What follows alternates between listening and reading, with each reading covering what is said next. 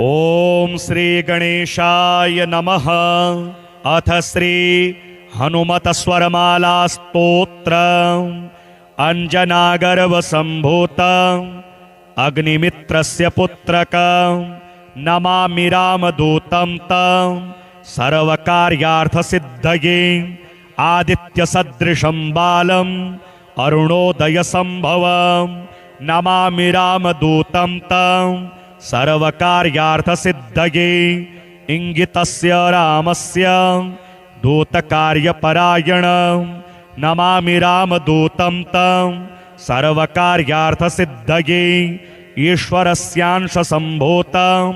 ईषणारहितं हरिं नमामि रामदूतं तं सर्वकार्यार्थ सिद्धये उदतिक्रमणं वीरं उदारचरितं विभो नमामि रामदूतं तं सर्वकार्यार्थ सिद्धये पूर्वेगोत्थिता वृक्षा मुहूर्तं कपिमन्वयुः नमामि रामदूतं तं सर्वकार्यार्थ सिद्धये वृक्षाखाद्यायिनं शान्तं मृग्यमाणपदार्चितं नमामि रामदूतं तं सर्वकार्यार्थ सिद्धये ऋकाराद्यक्षरोत्पत्ति ज्ञानपूरितमानसं नमामि रामदूतं तं सर्वकार्यार्थ सिद्धये रीलृ इत्यादि वर्णानाम् उच्चारण विधायकं नमामि रामदूतं तं सर्वकार्यार्थ सिद्धये एधमान शरीरं तं राजमान मुखाकृतिं नमामि रामदूतं तं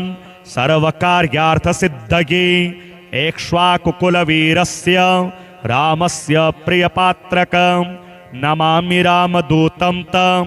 सर्वकार्यार्थ सिद्धये औषधादिसमानीत दिव्यौषधसमन्वितं नमामि रामदूतं तं सर्वकार्यार्थ सिद्धये औत्सुक्यमात्रकालेन शत्रुक्षयकरं विभो नमामि रामदूतं तं सर्वकार्यार्थ सिद्धये श्री हनुमदष्टकं विलोभनीय शेखरं महाप्रतापि वानरं त्रिलोकभक्तरञ्जनं भजे समीरनन्दनं जगज्जनार्चितार्चितं जगज्जनानुमोदितं पुरारि नाम जापकं नमामि रामसेवकं विखंडितं त्रिपातकं समीरणात्मजातकं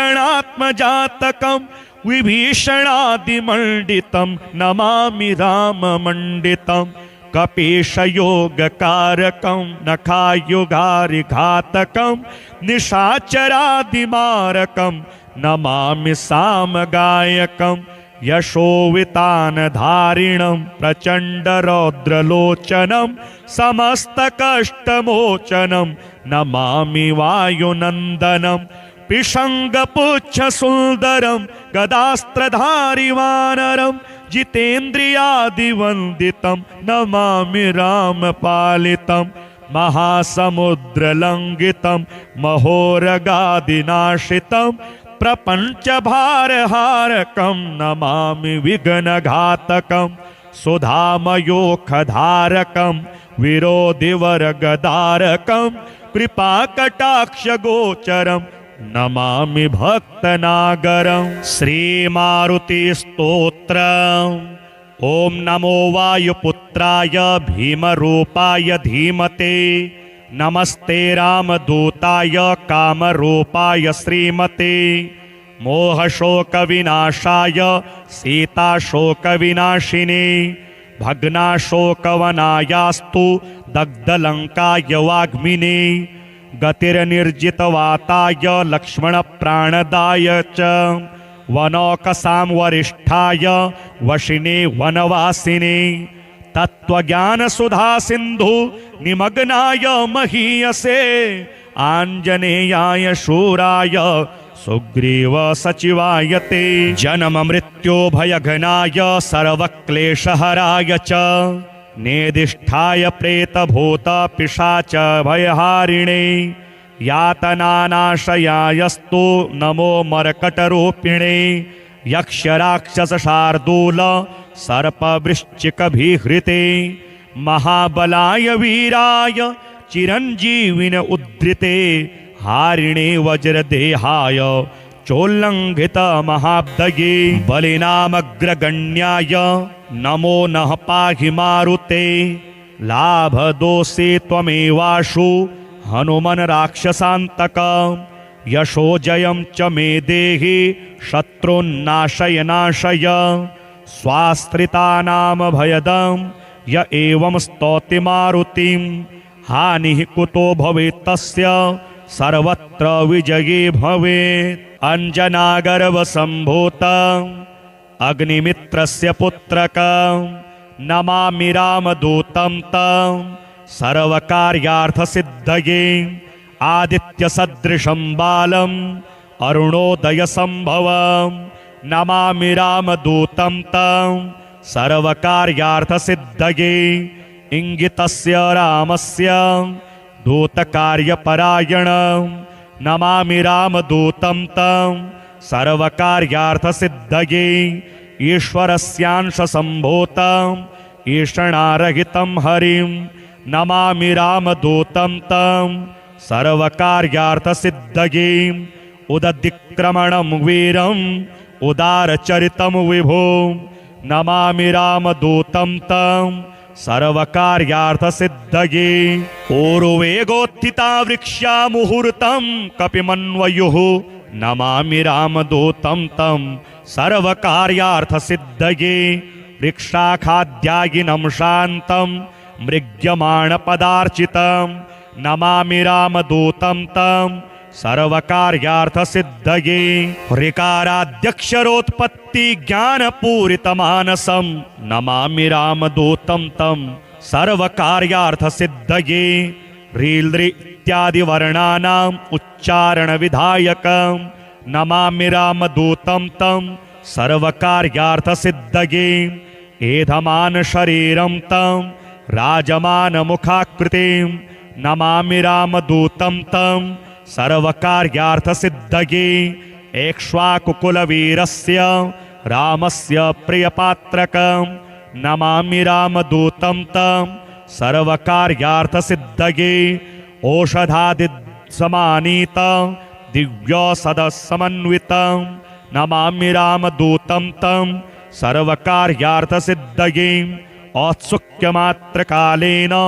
शत्रुक्षयकरं विभो नमामि रामदूतं तं सर्वकार्यार्थसिद्धये श्रीहनुमदष्टकं विलोभनीयशेखरं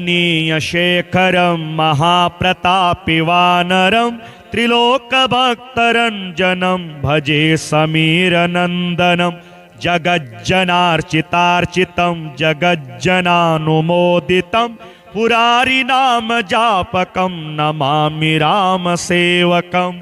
विखण्डितं त्रिपातकं समीरणात्मजातकं विभीषणादिमण्डितं नमामि राममण्डितं कपीशयोगकारकं नखायुगारिघातकं निशाचरादिमारकं नमामि सामगायकं यशोवितानधारिणं प्रचण्डरौद्रलोचनं समस्तकष्टमोचनं नमामि वायुनन्दनं पिशङ्गपुच्छसुन्दरं गदास्त्रधारिवानरं जितेन्द्रियादिवन्दितं नमामि रामपालितं महासमुद्रलङ्घितं महोरगादिनाशितं प्रपञ्चभारहारकं नमामि विघ्नघातकं सुधामयोखधारकं विरोधिवर्गधारकं कृपाकटाक्षगोचरं नमामि भक्तनागरं श्रीमारुतिस्तोत्रम् ॐ नमो वायुपुत्राय भीमरूपाय धीमते नमस्ते रामदूताय कामरूपाय श्रीमते मोहशोकविनाशाय सीताशोकविनाशिने भग्नाशोकवनायास्तु दग्धलङ्काय वाग्मिने गतिर्निर्जितवाताय लक्ष्मणप्राणदाय च वनौकसां वरिष्ठाय वशिने वनवासिने तत्त्वज्ञान सुधा सिंधु निमग्नाय महीयसे आंजनेयाय शूराय सुग्रीव सचिवाय ते जन्म मृत्यो भयघनाय सर्वक्लेशहराय च नेदिष्ठाय प्रेतभूत पिशाच भयहारिणे यातनानाशयायस्तु नमो मर्कटरूपिणे यक्षराक्षसशार्दूल सर्पवृश्चिकभिहृते महाबलाय वीराय चिरञ्जीविन उद्धृते हारिणे वज्रदेहाय चोल्लङ्घित महाब्दये बलिनामग्रगण्याय नमो नः पाहि मारुते लाभदोषे त्वमेवाशु हनुमन् राक्षसान्तक यशो जयं च मे देहि शत्रुन्नाशय नाशय स्वास्त्रितानां भयदं य एवं स्तौति मारुतिं हानिः कुतो भवेत् तस्य सर्वत्र विजये भवेत् अंजनागर्भसम्भूतं अग्निमित्रस्य पुत्रकं नमामि रामदूतं तं सर्वकार्यार्थसिद्धये आदित्यसदृशं बालम् अरुणोदयसम्भवं नमामि रामदूतं तं सर्वकार्यार्थसिद्धये इंगितस्य रामस्य दूतकार्यपरायणं नमामि रामदूतं तं सर्वकार्यार्थसिद्धये ईश्वरस्यांशसम्भूतं ईषणारहितं हरिं नमामि रामदूतं तं सर्वकार्यार्थसिद्धये उदतिक्रमणं वीरम् उदारचरितं विभुं नमामि रामदूतं तं सर्वकार्यार्थसिद्धये ऊर्वेगोत्थिता वृक्षा मुहूर्तं कपिमन्वयुः नमामि रामदूतं तं सर्वकार्यार्थसिद्धये वृक्षाखाद्यायिनं शान्तं मृग्यमाणपदार्चितं नमामि रामदूतं तं सर्वकार्यार्थसिद्धये ऋकाराद्यक्षरोत्पत्ति ज्ञानपूरितमानसं नमामि रामदूतं तं सर्वकार्यार्थसिद्धये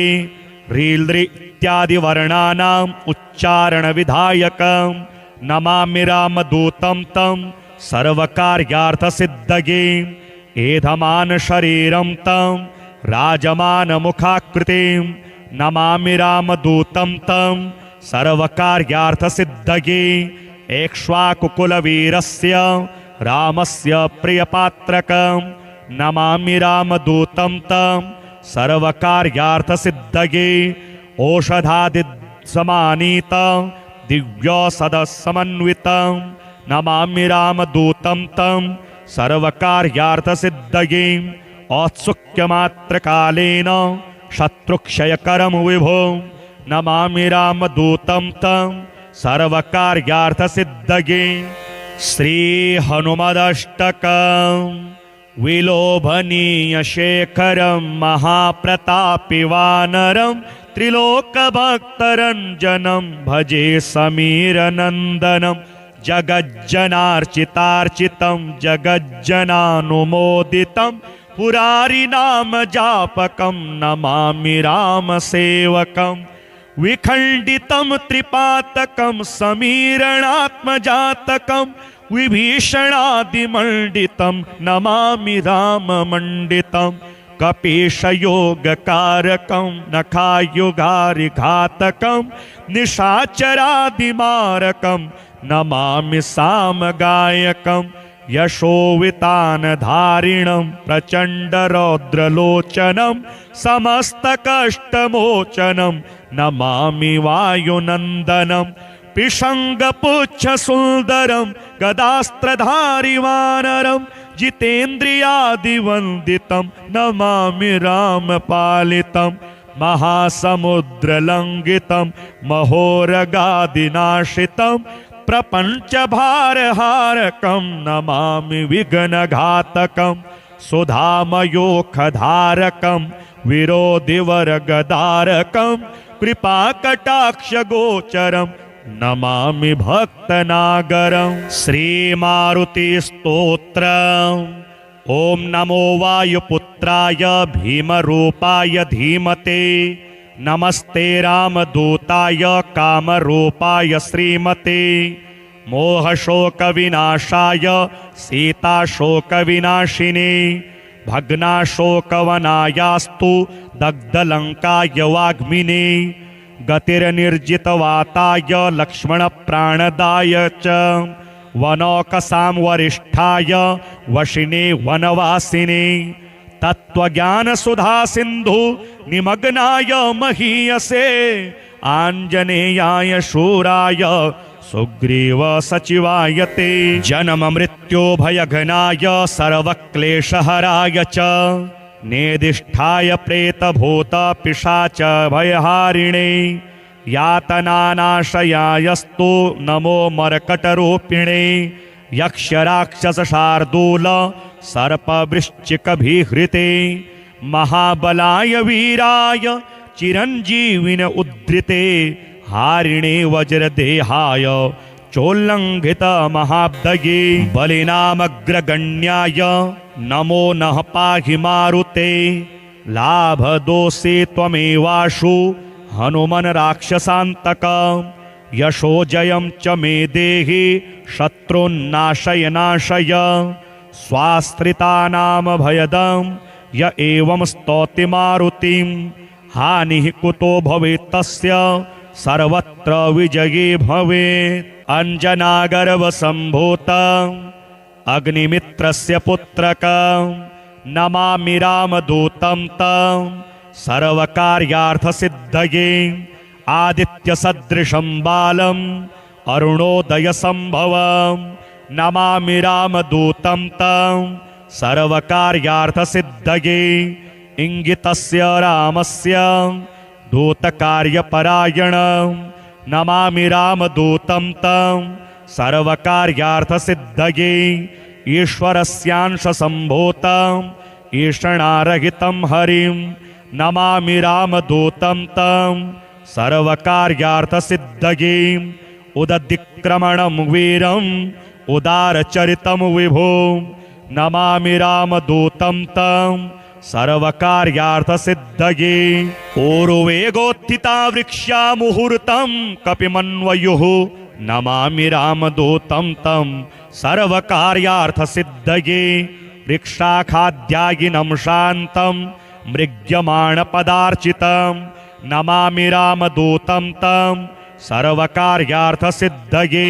ऋकाराद्यक्षरोत्पत्ति ज्ञानपूरितमानसं, नमामि रामदूतं तं सर्वकार्यार्थसिद्धये, ह्रील्दृ इत्यादिवर्णानाम् उच्चारणविधायकं, नमामि रामदूतं तं सर्वकार्यार्थसिद्धये, एधमानशरीरं तं राजमानमुखाकृतिं, नमामि रामदूतं तं सर्वकार्यार्थसिद्धये, एक्ष्वाकुकुलवीरस्य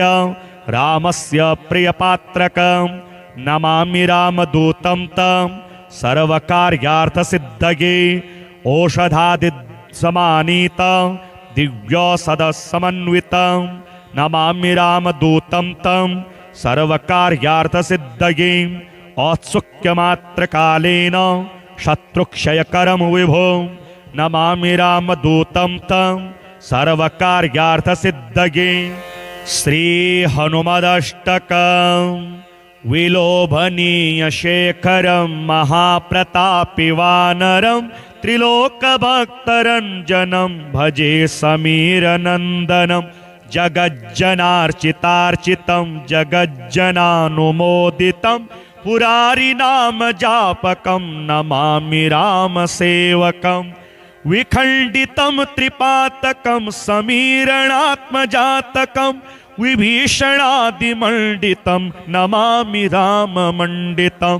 कपीशयोगकारकं नखायुगारिघातकं, निशाचरादिमारकं नमामि सामगायकं, यशोवितानधारिणं प्रचण्डरौद्रलोचनं, समस्तकष्टमोचनं नमामि वायुनन्दनं,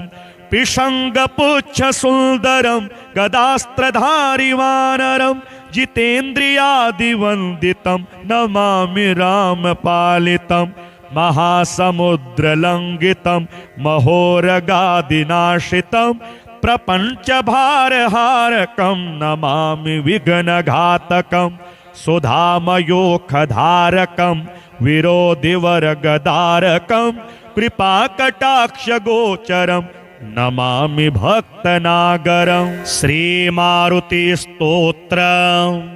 ॐ नमो वायुपुत्राय भीमरूपाय धीमते नमस्ते रामदूताय कामरूपाय श्रीमते मोहशोकविनाशाय सीताशोकविनाशिने भग्नाशोकवनायास्तु दग्धलङ्काय वाग्मिने गतिर्निर्जितवाताय लक्ष्मणप्राणदाय च वनौकसां वरिष्ठाय वशिने वनवासिने तत्त्वज्ञानसुधा सिन्धु निमग्नाय महीयसे आञ्जनेयाय शूराय सुग्रीव सचिवाय ते जन्म मृत्यो भयघनाय सर्वक्लेशहराय च नेदिष्ठाय प्रेतभूत पिशाच भयहारिणे यातनानाशयायस्तु नमो मर्कटरूपिणे यक्षराक्षसशार्दूल सर्पवृश्चिकभिहृते महाबलाय वीराय चिरञ्जीविन उद्धृते हारिणे वज्रदेहाय चोल्लङ्घित महाब्दये बलिनामग्रगण्याय नमो नः पाहि मारुते लाभदोषे त्वमेवाशु हनुमन् राक्षसान्तक यशो जयं च मे देहि शत्रुन्नाशय नाशय स्वास्त्रितानां भयदं य एवं स्तौति मारुतिं हानिः कुतो भवेत् तस्य सर्वत्र विजये भवेत्। अंजनागर्भसम्भूतं अग्निमित्रस्य पुत्रकं नमामि रामदूतं तं सर्वकार्यार्थसिद्धये आदित्यसदृशं बालम् अरुणोदयसम्भवं नमामि रामदूतं तं सर्वकार्यार्थसिद्धये इंगितस्य रामस्य दूतकार्यपरायणं नमामि रामदूतं तं सर्वकार्यार्थसिद्धये ईश्वरस्यांशसम्भूतं ईषणारहितं हरिं नमामि रामदूतं तं सर्वकार्यार्थसिद्धये उदधिक्रमणं वीरम् उदारचरितं विभुं नमामि रामदूतं तं सर्वकार्यार्थसिद्धये ऊर्वेगोत्थिता वृक्षा मुहूर्तं कपिमन्वयुः नमामि रामदूतं तं सर्वकार्यार्थसिद्धये वृक्षाखाद्यायिनं शान्तं मृग्यमाणपदार्चितं नमामि रामदूतं तं सर्वकार्यार्थसिद्धये ऋकाराद्यक्षरोत्पत्ति ज्ञानपूरितमानसं नमामि रामदूतं तं सर्वकार्यार्थसिद्धये ह्रील् इत्यादि वर्णानाम् उच्चारणविधायकं नमामि रामदूतं तं सर्वकार्यार्थसिद्धये एधमान शरीरं तं राजमानमुखाकृतिं नमामि रामदूतं तं सर्वकार्यार्थसिद्धये एक्ष्वाकुकुलवीरस्य रामस्य प्रियपात्रकं नमामि रामदूतं तं सर्वकार्यार्थसिद्धये औषधादिसमानीतं दिव्यौषधसमन्वितं नमामि रामदूतं तं सर्वकार्यार्थसिद्धये औत्सुक्यमात्रकालेन शत्रुक्षयकरं विभुं नमामि रामदूतं तं सर्वकार्यार्थसिद्धये श्रीहनुमदष्टकं विलोभनीयशेखरं महाप्रतापि वानरं त्रिलोकभक्तरञ्जनं भजे समीरनन्दनं जगज्जनार्चितार्चितं जगज्जनानुमोदितं पुरारिनाम जापकं नमामि रामसेवकं विखण्डितं त्रिपातकं समीरणात्मजातकं विभीषणादिमण्डितं नमामि राममण्डितं कपीशयोगकारकं नखायुगारिघातकं निशाचरादिमारकं नमामि सामगायकं यशोवितानधारिणं प्रचण्डरौद्रलोचनं समस्तकष्टमोचनं नमामि वायुनन्दनं पिशङ्गपुच्छसुन्दरं गदास्त्रधारिवानरं जितेन्द्रियादिवन्दितं नमामि रामपालितं महासमुद्रलङ्घितं महोरगादिनाशितं प्रपञ्चभारहारकं नमामि विघ्नघातकं सुधामयोखधारकं विरोधिवर्गधारकं कृपाकटाक्षगोचरं नमामि भक्तनागरं। श्रीमारुतिस्तोत्रम्। ॐ नमो वायुपुत्राय भीमरूपाय धीमते नमस्ते रामदूताय कामरूपाय श्रीमते मोहशोकविनाशाय सीताशोकविनाशिने भग्नाशोकवनायास्तु दग्धलङ्काय वाग्मिने गतिर्निर्जितवाताय लक्ष्मणप्राणदाय च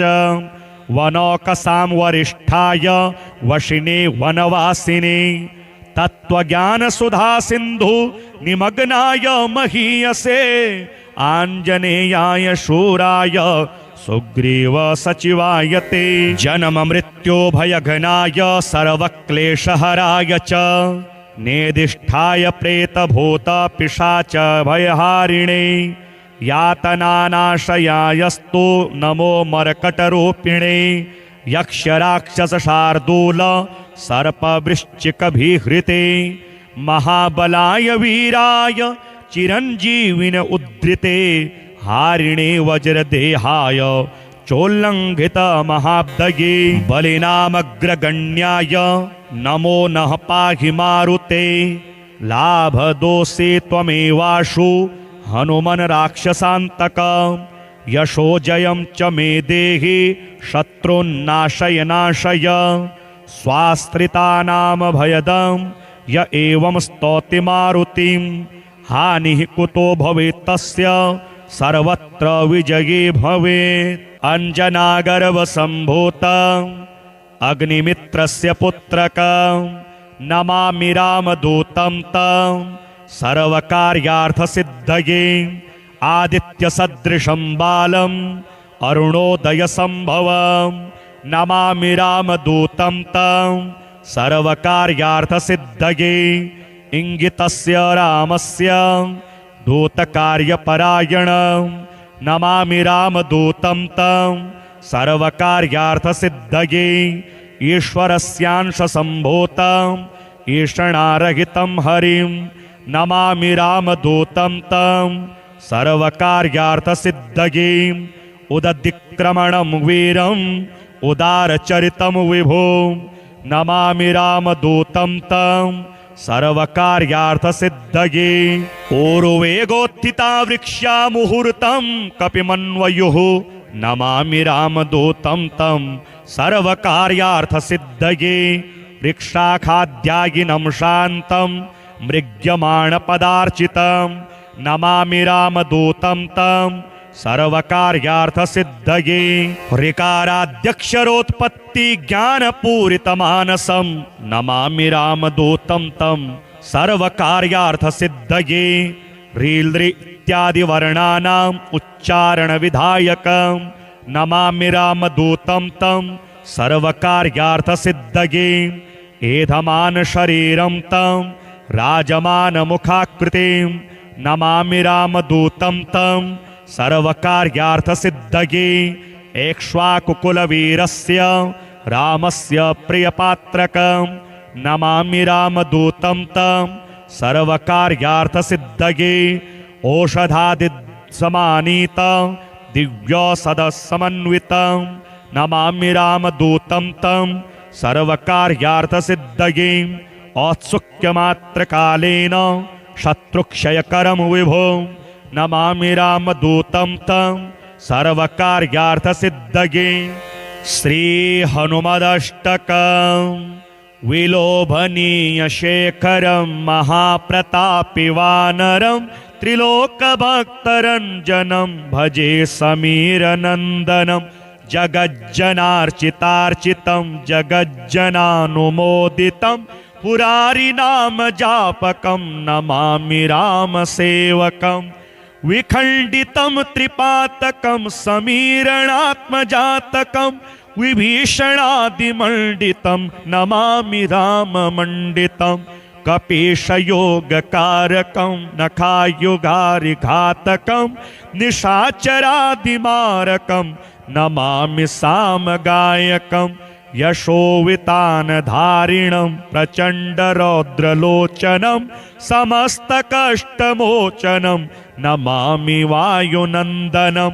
पिशङ्गपुच्छसुन्दरं गदास्त्रधारिवानरं जितेन्द्रियादिवन्दितं नमामि रामपालितं महासमुद्रलङ्घितं महोरगादिनाशितं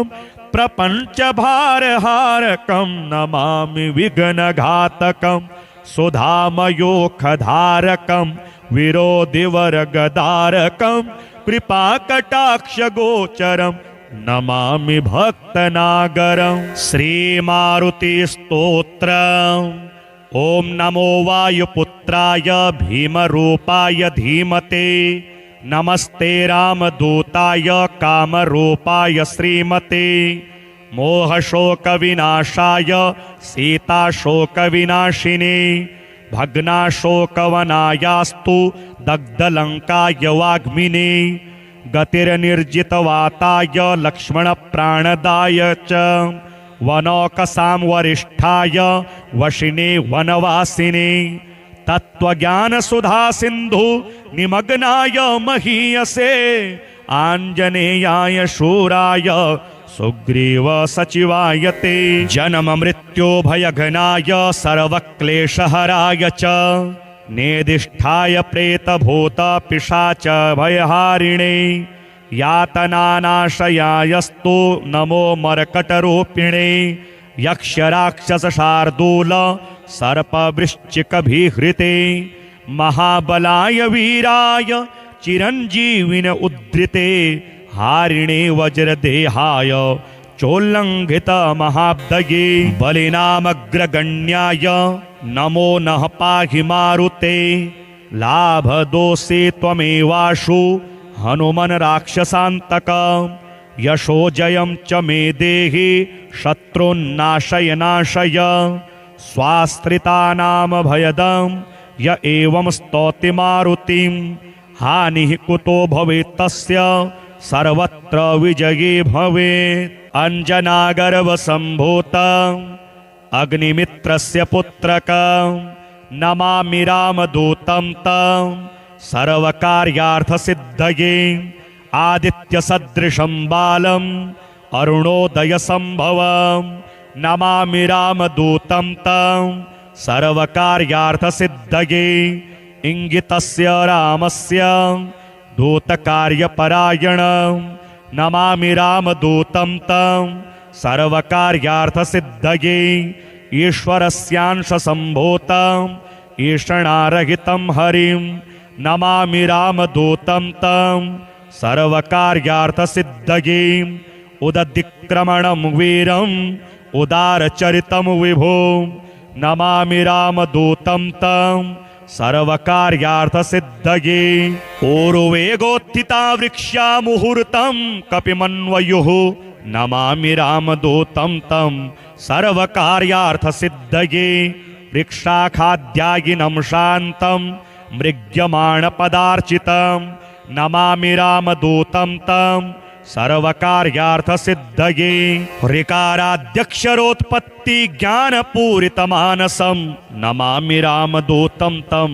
सर्वकार्यार्थसिद्धये ह्रील् इत्यादि वर्णानाम् उच्चारणविधायकं नमामि रामदूतं तं सर्वकार्यार्थसिद्धये एधमान शरीरं तं राजमानमुखाकृतिं नमामि रामदूतं तं सर्वकार्यार्थसिद्धये एक्ष्वाकुकुलवीरस्य रामस्य प्रियपात्रकं नमामि रामदूतं तं सर्वकार्यार्थसिद्धये औषधादिसमानीतं दिव्यौषधसमन्वितं नमामि रामदूतं तं सर्वकार्यार्थसिद्धये औत्सुक्यमात्रकालेन शत्रुक्षयकरं विभो नमामि रामदूतं तं सर्वकार्यार्थसिद्धये श्रीहनुमदष्टकं विलोभनीयशेखरं महाप्रतापि वानरं त्रिलोकभक्तरञ्जनं भजे समीरनन्दनं जगज्जनार्चितार्चितं जगज्जनानुमोदितं पुरारिनाम जापकं नमामि रामसेवकं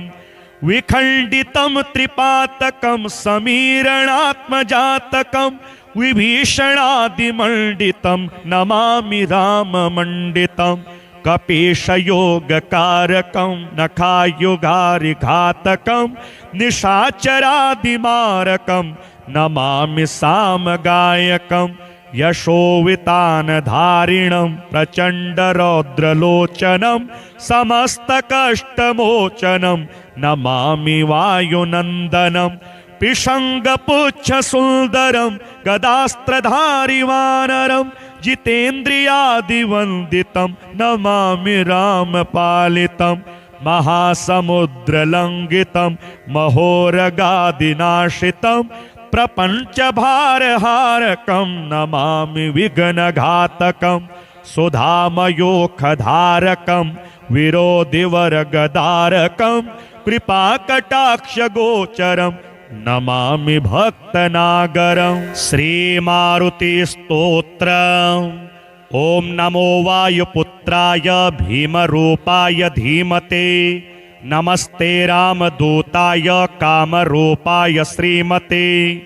मोहशोकविनाशाय सीताशोकविनाशिने भग्नाशोकवनायास्तु दग्धलङ्काय वाग्मिने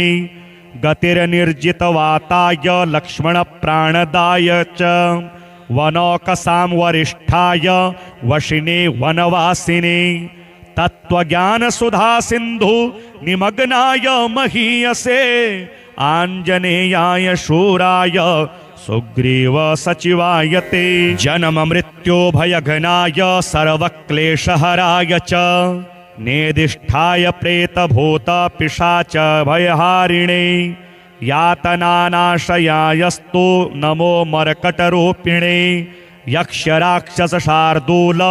सर्पवृश्चिकभिहृते महाबलाय वीराय चिरञ्जीविन उद्धृते हारिणे वज्रदेहाय चोल्लङ्घित महाब्दये बलिनामग्रगण्याय नमो नः पाहि मारुते लाभदोषे त्वमेवाशु हनुमन् राक्षसान्तक यशो जयं च मे देहि शत्रुन्नाशय नाशय स्वाश्रितानां भयदं य एवं स्तौति मारुतिं हानिः कुतो भवेत् तस्य सर्वत्र विजये भवेत् अंजनागर्भसम्भूतं अग्निमित्रस्य पुत्रकं नमामि रामदूतं तं सर्वकार्यार्थसिद्धये आदित्यसदृशं बालम् अरुणोदयसम्भवं नमामि रामदूतं तं सर्वकार्यार्थसिद्धये इंगितस्य रामस्य दूतकार्यपरायणं नमामि रामदूतं तं सर्वकार्यार्थसिद्धये ईश्वरस्यांशसम्भूतं ईषणारहितं हरिं नमामि रामदूतं तं सर्वकार्यार्थसिद्धये उदधिक्रमणं वीरम् उदारचरितं विभो नमामि रामदूतं तं सर्वकार्यार्थसिद्धये पूर्वेगोत्थिता वृक्षा मुहूर्तं कपिमन्वयुः नमामि रामदूतं तं सर्वकार्यार्थसिद्धये वृक्षाखाद्यायिनं शान्तं मृग्यमाणपदार्चितं नमामि रामदूतं तं सर्वकार्यार्थसिद्धये ऋकाराद्यक्षरोत्पत्ति ज्ञानपूरितमानसं नमामि रामदूतं तं सर्वकार्यार्थसिद्धये ह्रील् इत्यादि वर्णानाम् उच्चारणविधायकं नमामि रामदूतं तं सर्वकार्यार्थसिद्धये एधमान शरीरं तं राजमानमुखाकृतिं नमामि रामदूतं तं सर्वकार्यार्थसिद्धये एक्ष्वाकुकुलवीरस्य रामस्य प्रियपात्रकं नमामि रामदूतं तं सर्वकार्यार्थसिद्धये औषधादिसमानीतं दिव्यौषधसमन्वितं नमामि रामदूतं तं सर्वकार्यार्थसिद्धये औत्सुक्यमात्रकालेन शत्रुक्षयकरं विभो नमामि रामदूतं तं सर्वकार्यार्थसिद्धये श्रीहनुमदष्टकं विलोभनीयशेखरं महाप्रतापिवानरं त्रिलोकभक्तरञ्जनं भजे समीरनन्दनं जगज्जनार्चितार्चितं जगज्जनानुमोदितं पुरारिनामजापकं नमामि रामसेवकं विखण्डितं त्रिपातकं समीरणात्मजातकं विभीषणादिमण्डितं नमामि राममण्डितं कपीशयोगकारकं नखायुगारिघातकं निशाचरादिमारकं नमामि सामगायकं यशोवितानधारिणं प्रचण्डरौद्रलोचनं समस्तकष्टमोचनं नमामि वायुनन्दनं पिशङ्गपुच्छसुन्दरं गदास्त्रधारिवानरं जितेन्द्रियादिवन्दितं नमामि रामपालितं महासमुद्रलङ्घितं महोरगादिनाशितं प्रपञ्चभारहारकं नमामि विघ्नघातकं सुधामयोखधारकं विरोधिवरगदारकं कृपाकटाक्षगोचरं नमामि भक्तनागरं श्रीमारुतिस्तोत्रम् ॐ नमो वायुपुत्राय भीमरूपाय धीमते नमस्ते रामदूताय कामरूपाय श्रीमते मोहशोकविनाशाय सीताशोकविनाशिने भग्नाशोकवनायास्तु दग्धलङ्काय वाग्मिने गतिर्निर्जितवाताय लक्ष्मणप्राणदाय च वनौकसां वरिष्ठाय वशिने वनवासिने तत्त्वज्ञानसुधासिन्धु निमग्नाय महीयसे आञ्जनेयाय शूराय सुग्रीव सचिवाय ते जन्ममृत्युभयघ्नाय सर्वक्लेशहराय च नेदिष्ठाय प्रेतभूतपिशाच भयहारिणे यातनानाशयायस्तु नमो मर्कटरूपिणे यक्षराक्षसशार्दूल सर्पवृश्चिकभिहृते महाबलाय वीराय चिरञ्जीविन उद्धृते हारिणे वज्रदेहाय चोल्लङ्घित महाब्दये बलिनामग्रगण्याय नमो नः पाहि मारुते लाभदोषे त्वमेवाशु हनुमन् राक्षसान्तक यशो जयं च मे देहि शत्रुन्नाशय नाशय स्वाश्रितानां भयदं य एवं स्तौति मारुतिं हानिः कुतो भवेत् तस्य सर्वत्र विजये भवेत् अञ्जनागर्भसम्भूतं अग्निमित्रस्य पुत्रकं नमामि रामदूतं तं सर्वकार्यार्थसिद्धये आदित्यसदृशं बालम् अरुणोदयसम्भवं नमामि रामदूतं तं सर्वकार्यार्थसिद्धये इङ्गितस्य रामस्य दूतकार्यपरायणं नमामि रामदूतं तं सर्वकार्यार्थसिद्धये ईश्वरस्यांशसम्भूतं ईषणारहितं हरिं नमामि रामदूतं तं सर्वकार्यार्थसिद्धये उदतिक्रमणं वीरम् उदारचरितं विभो नमामि रामदूतं तं सर्वकार्यार्थसिद्धये पूर्वेगोत्थिता वृक्षा मुहूर्तं कपिमन्वयुः नमामि रामदूतं तं सर्वकार्यार्थसिद्धये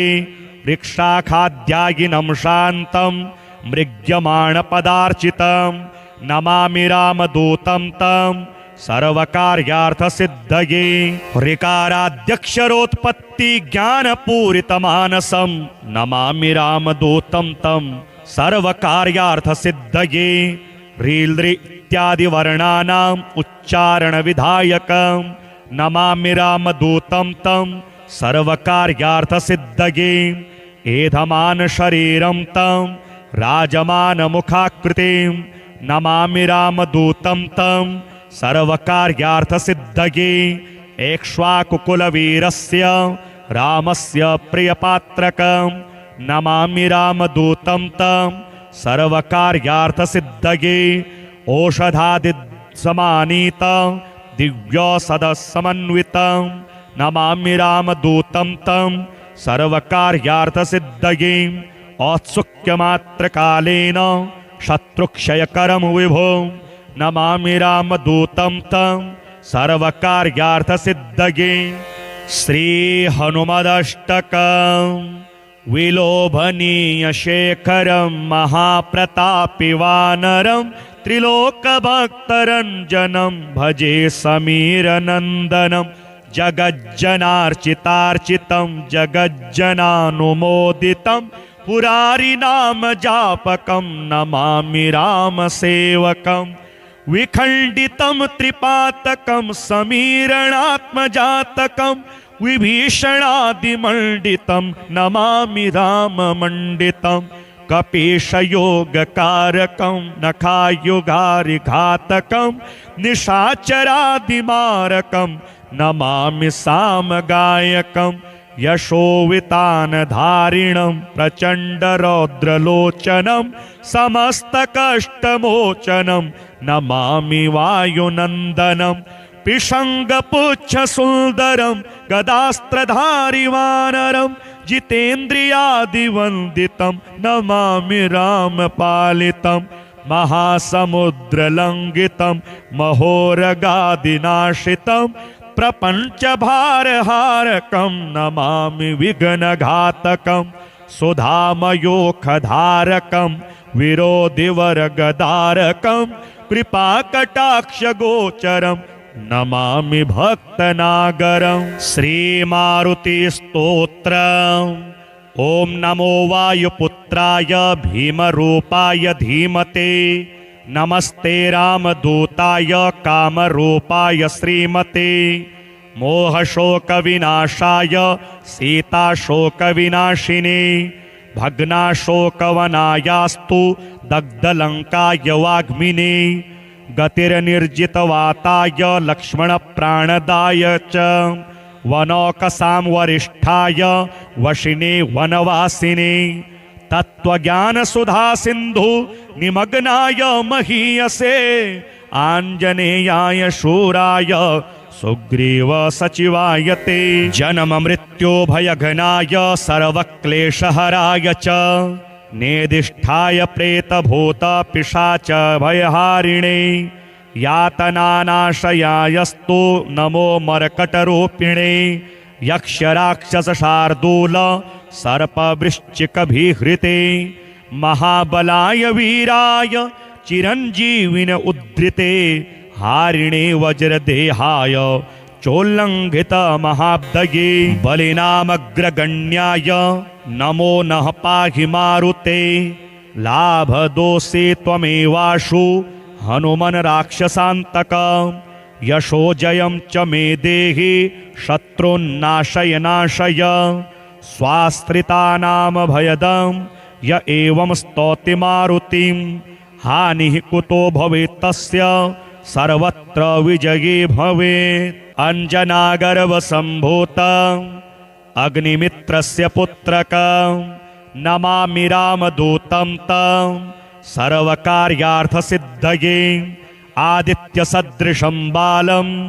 अरुणोदयसम्भवं नमामि रामदूतं तं सर्वकार्यार्थसिद्धये इंगितस्य रामस्य दूतकार्यपरायणं नमामि रामदूतं तं सर्वकार्यार्थसिद्धये ईश्वरस्यांशसम्भूतं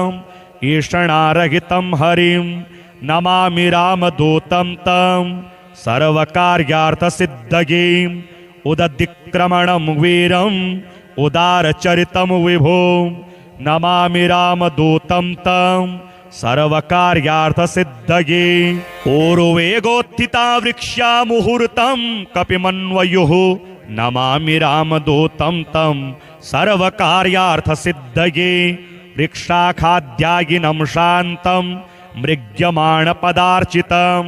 नमामि रामदूतं तं सर्वकार्यार्थसिद्धये ऋकाराद्यक्षरोत्पत्ति ज्ञानपूरितमानसं नमामि रामदूतं तं सर्वकार्यार्थसिद्धये ह्रील् इत्यादि वर्णानाम् उच्चारणविधायकं नमामि रामदूतं तं सर्वकार्यार्थसिद्धये एधमान शरीरं तं राजमानमुखाकृतिं नमामि रामदूतं तं सर्वकार्यार्थसिद्धये एक्ष्वाकुकुलवीरस्य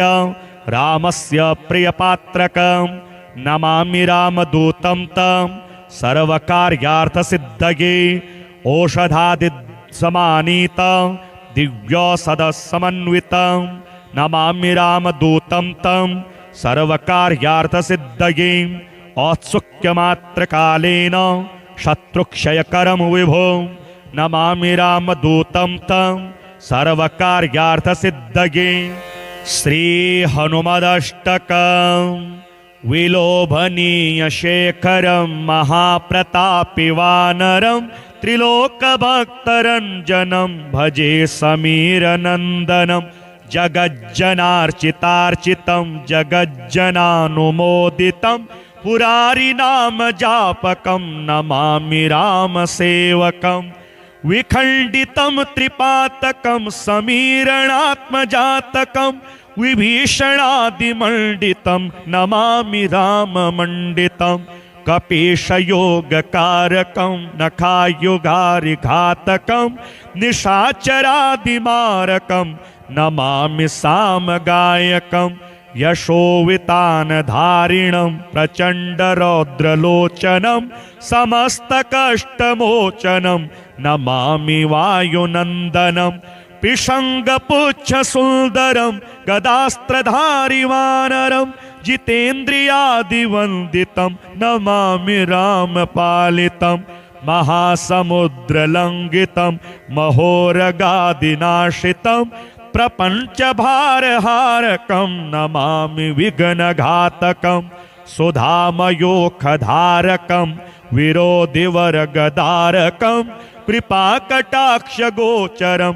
नमामि भक्तनागरं श्रीमारुतिस्तोत्रम् ॐ नमो वायुपुत्राय भीमरूपाय धीमते नमस्ते रामदूताय कामरूपाय श्रीमते मोहशोकविनाशाय सीताशोकविनाशिने भग्नाशोकवनायास्तु दग्धलङ्काय वाग्मिने गतिर्निर्जितवाताय लक्ष्मणप्राणदाय च वनौकसां वरिष्ठाय वशिने वनवासिने तत्त्वज्ञानसुधासिन्धु निमग्नाय महीयसे आञ्जनेयाय शूराय सुग्रीव सचिवाय ते जन्ममृत्युभयघ्नाय सर्वक्लेशहराय च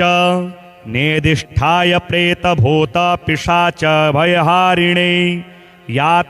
यातनानाशयायस्तु नमो मर्कटरूपिणे यक्षराक्षसशार्दूल सर्पवृश्चिकभिहृते महाबलाय वीराय चिरञ्जीविन उद्धृते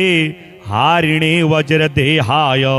चोल्लङ्घित महाब्दये बलिनामग्रगण्याय नमो नः पाहि मारुते लाभदोषे त्वमेवाशु हनुमन् राक्षसान्तक। यशो जयं च मे देहि शत्रुन्नाशय नाशय। स्वास्त्रितानां भयदं य एवं स्तौति मारुतिं। हानिः कुतो भवेत् तस्य सर्वत्र विजये भवेत्।